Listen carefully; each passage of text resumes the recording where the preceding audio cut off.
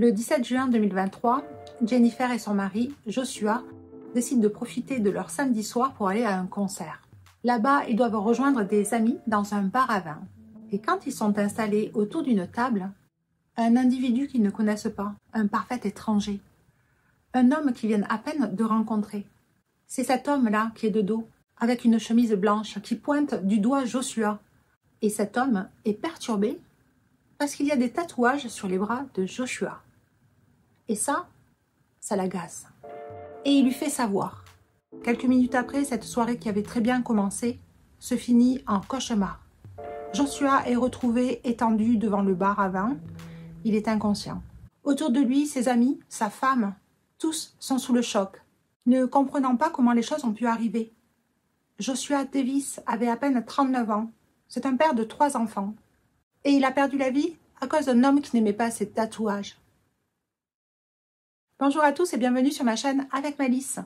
Ici, on traite de crimes véritables et on se penche sur l'aspect judiciaire des affaires criminelles. Pour la mort de Joshua Davis, Kevin Zimmer a été mis en état d'arrestation, mais il plaide la légitime défense. Et aujourd'hui, je vous propose de vous mettre à la place des jurés de ce procès qui a eu lieu au mois d'août 2024. On part pour l'État du Wisconsin, mais avant, n'oubliez pas de liker, de vous abonner, de partager. Et c'est parti pour cette histoire triste et une mort insensée. Dans le comté de Waukesha, il y a une petite ville de 10 000 habitants, toute mignonne, Heartland. Il y a des chevaux partout. La rivière Bark longe cette petite ville tranquille. On est en pleine campagne. Au début de l'été, dans cette ville, il y a plein de petits concerts qui sont organisés.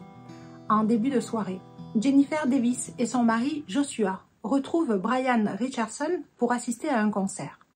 Il y a aussi Laura Burke qui se joint à eux. C'est une amie et une cliente de Jennifer qui a un salon de coiffure. Les 4 assistent au concert, mais chacun vaque à ses occupations. Certains mangent un bout et vont discuter à droite et à gauche. Jennifer et Joshua resteront collés l'un à l'autre pratiquement tout le concert. Vers 22h30, 23h, les concerts se finissent. Et par texto, tout le monde décide de se retrouver dans un bar à vin qui est à 2 minutes de marche, le Tabiz. Là-bas, ils discuteront de ce qu'ils vont faire après. Quand il est temps de retrouver ses amis, Laura Burke est en train de parler avec un certain Kevin Zimmer, qu'elle vient à peine de rencontrer. Elle lui dit qu'elle doit retrouver ses amis au Tabiz Bar, et il décide de la suivre. Il abandonne donc son groupe d'amis et il l'accompagne. Quand ils arrivent au bar, Joshua, Jennifer et Brian sont déjà installés. Ils ont pris une table, mais ils viennent juste d'arriver, ils n'ont pas encore commandé. Laura laisse Kevin avec eux et elle part aux toilettes. C'est Jennifer qui prend la parole en premier. Elle se présente et ensuite elle présente son mari qui est à côté d'elle. Il a un débardeur blanc et une casquette. Elle n'a pas le temps de présenter Brian à l'extrême droite que Kevin Zimmer prend la parole. Il se sent offensé par les tatouages de Joshua. Il lui dit que les tatouages sont un péché contre Dieu. Et Kevin a entendu dire que l'on peut aller en enfer quand on ruine le travail de Dieu. Ce commentaire délivré de façon agressive est quand même pris à la rigolade par Joshua. Ce qui est sûr, c'est que c'est une façon bizarre de se présenter à un groupe pour la première fois. Entre-temps, Laura est arrivée et les 2 femmes ont commencé à discuter entre elles. Et quand elles ont entendu les propos de Kevin à Joshua sur les tatouages, les 2 l'ont pris à la rigolade aussi. Et elles se montrent leurs tatouages, parce que Laura et Jennifer ont des tatouages sur les bras aussi. Joshua continue à parler avec Kevin et il lui explique qu'il va se faire un autre tatouage à cet endroit. Il lui montre. Il explique à Kevin que sa passion, c'est les tatouages. C'est son loisir. Il adore faire des dessins. Il se fait tatouer après. Et pareil pour sa femme. Il lui fait des dessins et elle se les tatoue sur le corps si elle les aime. En fait, Joshua continue de parler comme si de rien n'était. Mais Kevin, il ne répond pas. Il ne parle plus. Alors, Joshua part et se met à la droite de Jennifer et Laura. Brian, qui est à côté de lui pendant toute la conversation, ne dira pas un mot. Et quelques secondes après, alors que Laura s'adresse à Kevin,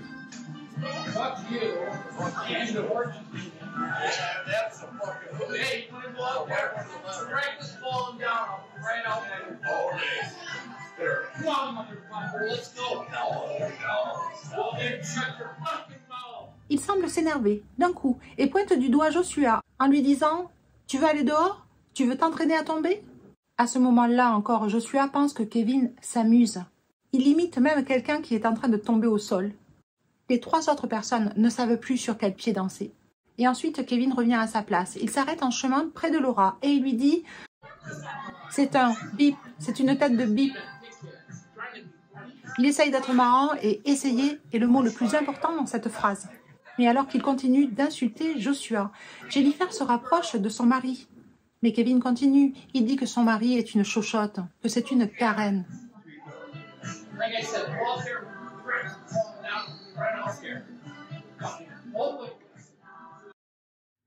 À ce moment-là et dans ce groupe-là, Kevin parle très fort. Il y a de l'audio dans cette vidéo, mais on n'entend que Kevin, et pas tout le temps.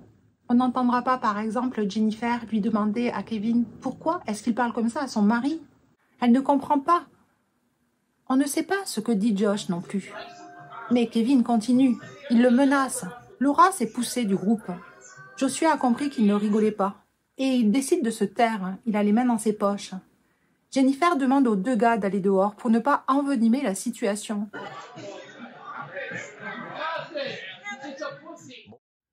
Joshua et Brian sortent par la porte avant du bar, là où il y a la terrasse. Il y a des tabourets et des tables hautes. Mais actuellement, à 23 h, elle est fermée. Quand Jennifer revient auprès de Kevin, elle lui demande gentiment pourquoi est-ce qu'il traite son mari de cette façon-là. Elle ne comprend pas. Et Laura, quand elle viendra témoigner à la barre, elle explique qu'à ce moment-là, elle se dit qu'elle va tout faire pour que Kevin parte. Et puis Laura a une idée. Elle part au bar chercher 2 verres, un pour elle et un pour Kevin. Et elle se dit qu'il va la suivre avec le verre et elle va la mener dehors jusqu'à son groupe d'amis. Mais quand elle revient, sans lui demander quoi que ce soit, Kevin lui prend le verre des mains et le pose sur la table, notifiant son envie de rester. Les 2 femmes essayent de calmer la situation, mais à un moment donné, Joshua ouvre la porte du bar et il dit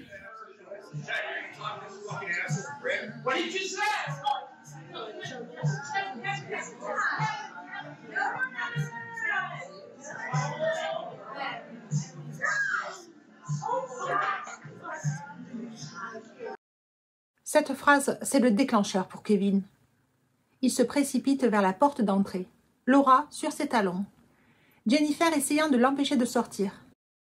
Joshua vient de signer son arrêt de mort. Moins de 1 minute après, son crâne se remplira de sang, l'éloignant irrémédiablement de la vie qu'il avait construite. À l'extérieur du bar, il n'y a pas de caméra. Il y a plusieurs témoins, mais leurs versions ne concordent pas. Et Kevin a sa façon de voir les choses. Mais ce qui est sûr, c'est que ce qui s'est passé ce soir-là était évitable, à 100%. Et quand la police arrive, très rapidement, Joshua est allongé au sol, sur le trottoir, sa femme auprès de lui. L'homme alterne entre conscience et inconscience, et Kevin a disparu. Ce qui s'est passé pendant ces quelques secondes sera sujet à des débats enflammés lors du procès. Joshua est amené d'urgence à l'hôpital, mais la dureté avec laquelle sa tête s'est fracassée contre le sol lui a causé un traumatisme crânien sévère. Il passera 27 jours à l'hôpital d'Aurora, dans le service de réanimation. Et le 12 juillet, il décède de ses blessures. Sa famille est détruite. Ceux qui connaissaient Josh diront qu'il avait une belle personnalité. Il adorait la vie. Il ne vivait que pour sa famille. Il n'arrêtait pas d'asticoter sa petite sœur. Il essayait de la faire rire. Il adorait faire des câlins à sa mère. Sa femme dit de lui que c'était une âme qui prônait la paix. Il n'y avait rien de violent chez lui. Il a rencontré Jennifer en 2014. 1 an après, ils étaient mariés. Elle dira qu'ils ont été heureux jusqu'au jour de sa mort. D'un précédent mariage, il avait 2 fils.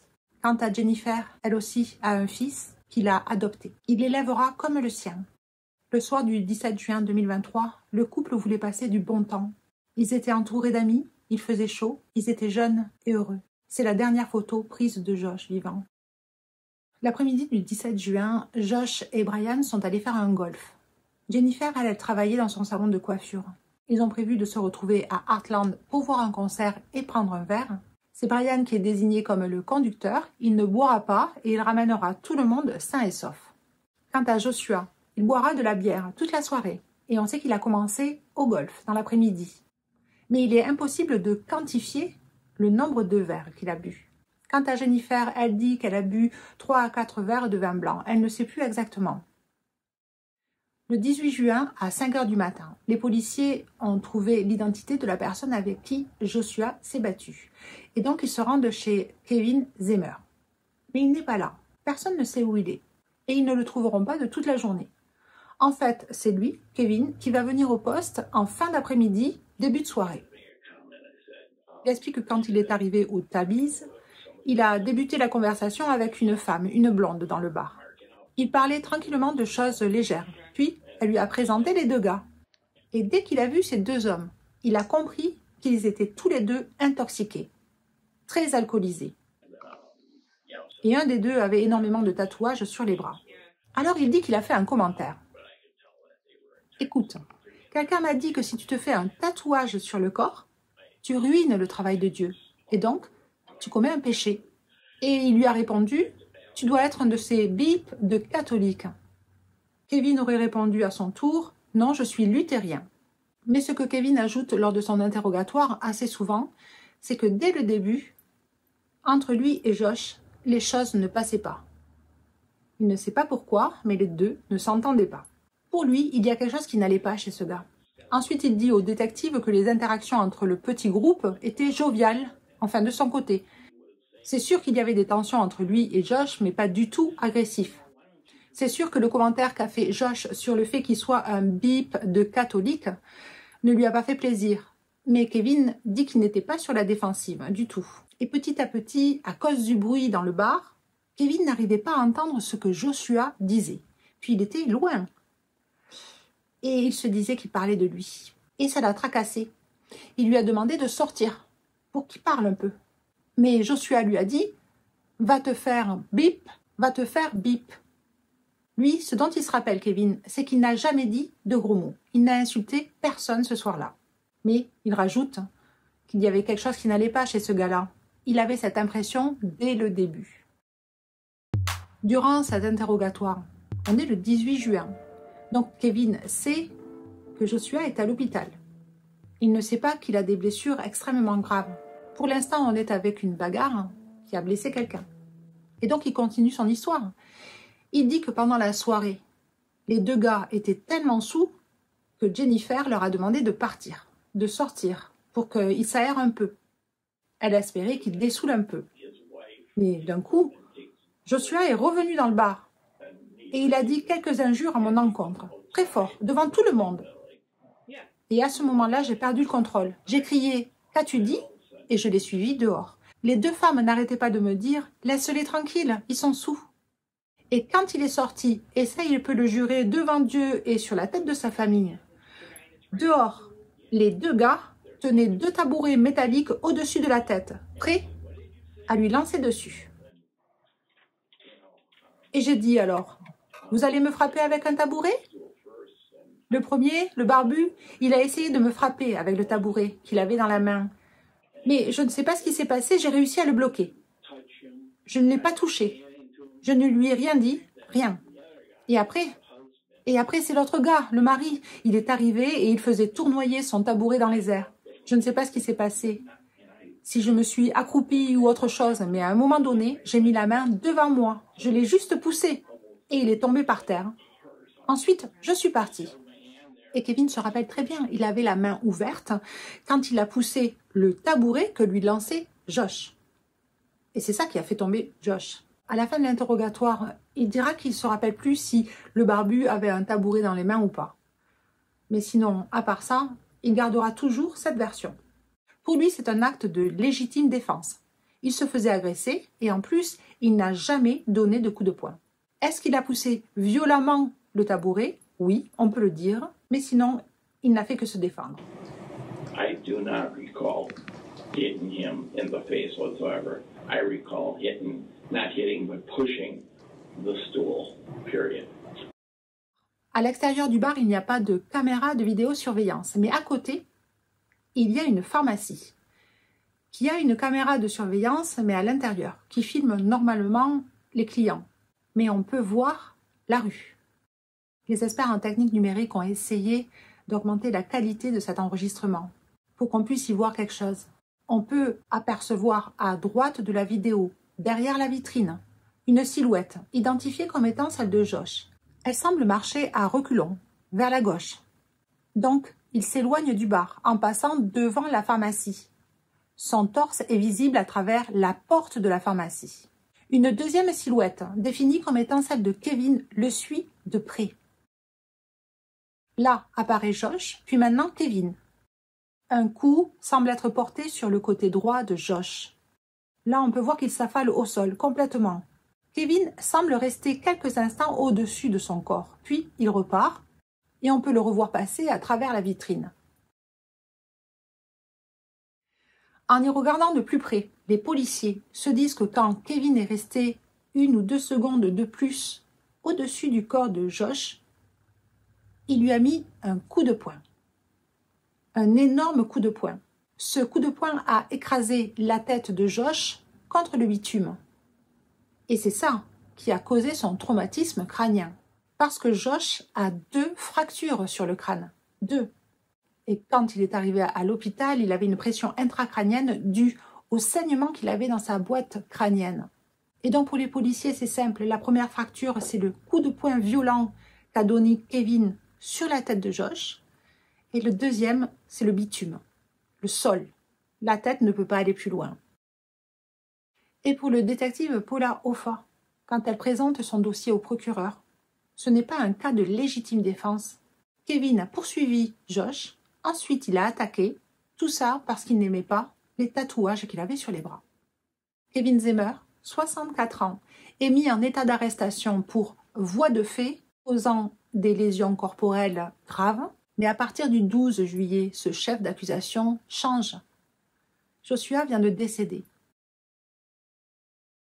Kevin est accusé de meurtre et il encourt entre 2 à 20 ans de prison. Il plaidera non coupable et le procès commence en août 2024.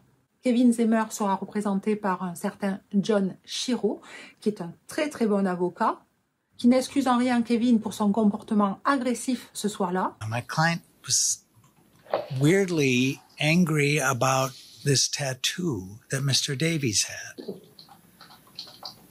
I don't know why he cared so much, but it seemed stupid, seemed not really appropriate, quite frankly. Mais il remet en question l'altercation physique, tout ce qui n'a pas été filmé, ce qui s'est passé dans la rue. Ce soir-là, Kevin ne voulait pas agresser Joshua. Certes, il n'aimait pas ses tatouages, mais personne ne peut en arriver là à cause de ça. Il dit aussi que le procureur n'a aucune preuve, comme quoi Kevin a donné un coup de poing à Joshua. Et pour lui, son client ne faisait que se défendre. Il était attaqué par un homme sourd qui détenait une arme, un tabouret en métal. Kevin a repoussé les attaques de son assaillant. Et il dira ces mots: « Cette histoire est à propos de quelqu'un qui a essayé de frapper avec un tabouret mon client. Et mon client l'a stoppé, l'a empêché. Ce qui est terrible, c'est que cela a fini avec la mort de Joshua, l'attaquant. Et même si mon client est un bip, on ne peut pas quand même l'attaquer avec un tabouret. » Le procureur appellera les témoins à la barre de ce qui s'est passé dans cette rue. Et donc, il y a Jennifer, la femme de Joshua, Brian, son meilleur ami. Il y a aussi un homme qui s'appelle John Leporte, qui est le musicien du bar. Et puis, Laura sera appelée à la barre aussi, mais elle n'a pas vu grand-chose. Elle était à l'intérieur du bar. Elle a tout vu à travers la vitre. Et encore, elle n'a pas tout regardé. Elle a continué à marcher. Aucun de ces témoins n'a la même version des faits. La seule chose qu'ils disent tous, c'est que tout s'est passé très vite. Quand Jennifer Davis vient à la barre, la première chose qu'elle dit, c'est que ce qui l'a le plus touché, c'est à quel point cet homme, Kevin, détestait son mari alors qu'il ne l'avait jamais vu. Ses propos étaient virulents. Et elle ne comprenait pas pourquoi. Et quand il a dit que les gens qui étaient tatoués allaient en enfer, cela l'a fait frissonner. Elle a compris que les choses allaient mal tourner. Mais pourtant, elle a essayé de calmer Kevin. Jen explique que quand elle a vu Kevin se précipiter vers la porte de sortie, elle a eu peur. Et elle a tout fait pour essayer de l'en empêcher. Mais Jennifer fait 1m55. Kevin Zimmer fait 1m90 pour 130 kg. Elle n'a pas pu l'empêcher de passer. Et ensuite, quand il s'est retrouvé dehors, il s'est mis à charger son mari. Jennifer explique que de suite, elle a couru après Kevin. Donc, elle était derrière lui. Et quand Kevin était presque sur lui, Joshua a attrapé un tabouret, le dernier de la série, pour se défendre. Et il l'a lancé sur Kevin. Elle pense, Jennifer, qu'à ce moment-là, Kevin a évité le tabouret en se mettant sur la gauche et elle s'est retrouvée à côté de Kevin, face à son mari, et elle a bien vu la scène. Kevin a donné un énorme coup de poing à son mari. Violent, bruyant. Jennifer s'est arrêtée net. Ensuite, Kevin a fait demi-tour et quand il est passé devant elle, il lui a dit « Je me casse d'ici ». Pendant tout son contre-interrogatoire, la défense, donc John Shiro, fera tout pour expliquer à Jennifer que ce n'est pas possible qu'elle ait vu quoi que ce soit. Elle était derrière Kevin, elle est toute petite et lui, il est imposant. Elle n'a rien vu. Quant à Brian, il était à côté de Joshua quand il a vu Kevin sortir du bar et les charger. Brian n'a eu aucun réflexe, mais il sait que Joshua est parti en arrière. Il a fait quelques mètres pour s'échapper. Brian a vu Kevin passer devant lui, à fond. À ce moment-là, il sait que Joshua n'a pas de tabouret. Mais après, il ne voit que le dos de Kevin. Jusqu'à ce qu'il voit que Kevin, d'un pas de côté, se met sur la gauche, il voit Joshua, maintenant, qui prend un énorme coup de poing dans la tête. Le troisième témoin qui était à l'extérieur, c'est John Leporte, le musicien. Il explique qu'il a entendu les échanges à l'intérieur du bar, alors qu'il était en train de mettre son instrument de musique, un synthé je crois, dans sa housse. Et lui, il a assisté à l'altercation à l'intérieur quand Kevin a dit à Joshua « bip you, ou en français « va te faire bip, va te faire bip ». Et ensuite, à la deuxième partie, quand il était à l'extérieur, dans la rue. Lui, il était de l'autre côté de la rue, en train de charger sa voiture. Puis ensuite, il a vu Kevin sortir du bar. Il avait l'air furieux. Il se dirigeait à fond vers un jeune homme avec une casquette, qui lui reculait. Mais c'est là qu'un nouveau témoignage apparaît. Lui, il dit que quand ils se retrouvent les deux pas loin de la pharmacie, c'est Kevin qui attrape un tabouret et qui le jette avec force sur Joshua. Alors, pour l'éviter, Josh s'est jeté à terre. Kevin était maintenant sur lui et il lui a semé un énorme coup de poing avec son poing droit dans la tête. Il dit qu'il a très bien vu la scène, il était de profil. Quand Kevin a jeté le tabouret, il devait être à 3 mètres de lui. Et il est sûr que c'est Kevin qui a jeté le tabouret. Parce qu'après, quand tout le monde était auprès de Josh, quand il était à terre, c'est lui, John Leporte, qui a ramassé le tabouret qui était encore au milieu de la rue. Il est clair, il n'a jamais vu Josh tenir ou attraper un tabouret. Pour lui, c'est Kevin. Et quand Josh était à terre, il a reçu un coup de poing. Quant à Laura Burke, elle n'a pas vu exactement ce qui s'était passé dehors. Mais ce qu'elle dit lors de son témoignage, c'est que quand Kevin s'est précipité vers la porte, elle a essayé de tout son corps de l'arrêter. Elle s'est agrippée à son t-shirt, mais il l'a repoussé violemment. Elle a décidé à ce moment-là de partir. Elle ne voulait pas assister à ce qui allait se passer. Quand elle a attrapé son verre sur la table haute, elle s'est retournée. Elle pense avoir vu Josh, qui tenait un tabouret au-dessus de sa tête, prêt à le lancer sur Kevin. Elle a vraiment lancé juste un coup d'œil. Après, elle n'a pas vu la suite. Elle a continué à marcher. John Shiro, pour la défense de son client, dira que Joshua Davis était très alcoolisé ce soir-là. Et c'est vrai. Quand il est arrivé à l'hôpital, on lui a fait des examens toxicologiques. Joshua avait 3 fois le taux normal d'alcool dans le sang. Il était saoul. Et donc pour John Shiro, quand il a attrapé le tabouret pour le jeter sur Kevin, il est tombé parce qu'il était saoul. Et c'est là qu'il s'est cogné la tête contre le sol.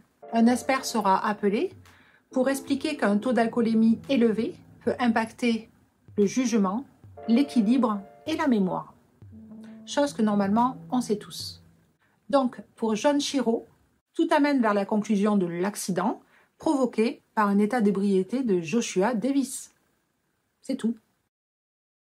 Mais lors des contre-interrogatoires de tous les témoins qui étaient là ce soir, qui ont parlé avec Josh, John Shiro n'arrive pas à faire dire que Joshua Davis était saoul. Même son copain, Brian, qui lui n'avait pas bu une goutte, dira que Joshua n'avait pas de problème pour marcher, ni pour parler. Il n'est pas tombé. Pour lui, il était éméché, pas soûl. Absolutely not. This incident is not attributed to Josh's level of intoxication. It's attributed to the actions of Kevin Seamer. Et puis la question que vous devez vous poser, est-ce que Kevin Zimmer était alcoolisé? Eh bien, on ne le sait pas. Les policiers ont réussi à prouver qu'il avait acheté des boissons alcoolisées lors de la soirée, mais ils n'ont pas fait de test d'alcoolémie. Les policiers, quand ils l'ont cherché à 5 heures du matin, c'était pour lui faire un test d'alcoolémie, mais ils ne l'ont pas trouvé. Quand il est venu au poste de police, il était 18 heures. On était 20 heures après les faits. Donc, on n'a aucune idée de son taux d'alcoolémie à 23 heures le 17 juin. Il s'en sort bien. Ensuite, Junshiro a un autre argument. Il dit que si Kevin lui avait donné un coup de poing si violent, alors Joshua devrait avoir des marques sur son visage. Or, il n'a aucune égratignure, aucun hématome quand il y a eu l'autopsie. Eh bien, c'est ça le problème. C'est que quand on décède 27 jours après avoir été frappé, au moment de l'autopsie, il n'y avait pas d'égratignure sur son visage. Il n'y en avait pas non plus le lendemain, le 18. Par contre, il a été pris en charge par des chirurgiens, pas des médecins légistes. Et quand il a été pris en charge à l'hôpital, il a été opéré par un neurochirurgien, et plusieurs fois. Ce médecin n'est pas un médecin légiste, il a juste indiqué ce qu'il avait fait et comment était l'intérieur du crâne. Donc on peut conclure que si Josh avait des marques dans le cuir chevelu, c'est-à-dire que s'il avait reçu son coup de poing dans le cuir chevelu, comme le suppose Brian Richardson, le chirurgien ne les a pas mentionnés. Mais ce qui est normal, c'est que 27 jours après, il n'y ait plus d'hématome, il n'y ait plus d'égratignure. Il ne reste juste que les cicatrices des chirurgies. Quand c'est au tour du district attorney de conclure, Sue Hopper essaye de mettre tout le monde d'accord. No, no, no, no, no, no, no. From Jen. Stop. Now, he would have you believe that at this point, he gets outside and two guys are out there with stools, right? That's his original version to Detective Hoffa. I walk outside and there's two guys all armed with stools. Well, then, Mr. Seamer, wouldn't you just turn around and walk back into the bar where you just came from? For safety? Why would you go out there in the first place? Parce que si Kevin avait peur, comme il l'indique en évoquant la légitime défense, pourquoi n'a-t-il pas arrêté d'avancer vers Josh? Pourquoi n'est-il pas rentré à l'intérieur? Pourquoi n'a-t-il pas rejoint ses amis? Wouldn't you just turn around and go back inside if you're not looking for a fight? Kevin Seamer's looking for a fight. Kevin Seamer thinks he's a tough guy. He thinks Josh is a little girl. Kevin Zimmer a provoqué Josh. Il a créé un climat instable. Il a imposé sa personnalité désagréable, confrontant en permanence Josh. This is provocation, folks. Et quant à la bagarre, c'est lui quand même qui a provoqué Josh 2 fois. Il lui a dit 2 fois d'aller dehors, qu'il devait apprendre à tomber, comme une parole prémonitoire. Le procureur voit dans cet acte-là aucune légitime défense, juste de la rage. Et quand les jurés reviennent, ils ont un verdict unanime. We, the jury, find the defendant guilty of felony murder, aggravated battery with the intent Kevin of Zimmer est reconnu coupable du meurtre de Joshua Davis, 39 ans. Ce verdict est rendu par 5 hommes et 7 femmes après juste 2h30 de délibération. Et lors de la sentence, le procureur énonce des faits qu'elle n'a pas eu le droit de citer lors du procès, et notamment 2 fois où Kevin s'est emporté contre des individus qu'il ne connaissait pas, qui ont été obligés d'appeler la police tellement ils ont eu peur. Et pour le procureur, les comportements d'un homme colérique, imprévisible, impulsif sont dangereux pour notre société. Elle souhaite qu'il prenne le maximum. I only hope Josh's family and friends can you please find it somewhere deep in your heart to forgive me? I know I never will forgive myself. Thank you. Et quand le juge revient avec la sentence, il annonce à Kevin qu'il part pour 7 ans en prison. Il aura 5 ans de plus de supervision. Et surtout, il ne pourra jamais plus boire de sa vie. Une sobriété totale. Pour ma conclusion, je trouve que Kevin Zimmer s'en sort très bien. Juste 7 ans de prison pour un comportement aussi lamentable. Kevin Zimmer est pour moi l'archétype de l'homme qui pense qu'il est une victime, qui croit qu'on doit tout lui donner. Il croit au fond de lui qu'il a tous les droits. Et il ne fait plus aucun travail sur lui. Il ne se pose plus de questions, à savoir s'il dépasse les bornes ou pas. Et cela fait des années qu'il ne fait plus ça. Kevin Zimmer ne peut plus vivre en société. Parce qu'en plus de se sentir agacé et énervé par tout ce qui l'entoure, il a énormément d'orgueil. Dès que quelque chose le gêne, il se sent agressé. Il veut gagner tous les combats qu'il décide de faire. En vieillissant, cet homme se donne le droit de rétablir les règles. Les règles, bien sûr, qu'il impose à tout le monde. Au fond de lui, il pense qu'il est un justicier. Il fait la morale et il est là pour donner la sentence. Et je dis en vieillissant parce que tous les problèmes qu'il a eus avec la police remontent à quelques années. Je crois que toute sa vie, il a été contrôlant. Mais en vieillissant, il n'a plus fait d'efforts. Il ne s'est plus battu contre ses démons. Et c'est Joshua Davis qui en a fait les frais. Voilà, j'espère que vous avez aimé cette histoire et je ne sais pas si vous la connaissiez. Dans tous les cas, n'oubliez pas de liker, de vous abonner et de partager. Donnez-moi un petit commentaire, sinon, à plus tard.